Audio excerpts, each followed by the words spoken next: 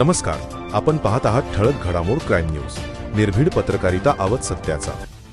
Aluminium धातूच्या तारा चोरी करणारी टोळी आळेफाटा पोलिसांच्या जाळ्यात. मुख्यमंत्री सौर कृषी योजनेसाठी आणलेले इलेक्ट्रिक कामाचे साहित्य चोरून नेणाऱ्या टोळीचा पर्दाफाश आळेफाटा पोलिसांनी केला आहे. या कारवाईत तब्बल 12,50,000 रुपयांचा मुद्देमाल जप्त करण्यात आला आहे. मिळालेल्या माहितीनुसार ऑगस्ट 27 रोजी बोरी, तालुका जुन्नर येथे ज्ञानेश्वर बनकर यांनी तारेची चोरी झाल्याची फिर्याद नोंदवली होती. त्यानंतर ऑगस्ट 31 रोजी गुन्हा दाखल करण्यात आला. पोलीस निरीक्षक विश्वास जाधव यांच्या मार्गदर्शनाखाली गुन्हे पथकाने तपास सुरू केला. तांत्रिक माहिती व गुप्त खबरदारांच्या मदतीने पोलिसांनी सौरभ ओंकार तांगडे, राहणार नारायणगाव याला ताब्यात घेतले.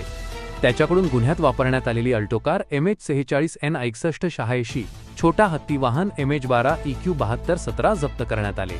चौकशीत त्याने विशाल कैलास सूर्यवंशी, विकास देवराम कुऱ्हाडे व सिद्धेश छबू साळुंखे, सर्व राहणार सुलतानपूर, तालुका जुन्नर यांच्यासह चोरी केल्याची कबुली दिली. या कारवाईत 5 बंडल ॲल्युमिनियम तार, किंमत सुमारे 5,50,000 तसेच एकूण 12,50,000 रुपयांचा मुद्देमाल हस्तगत करण्यात आला आहे. मात्र या प्रकरणातील काही आरोपी अद्याप फरार आहेत.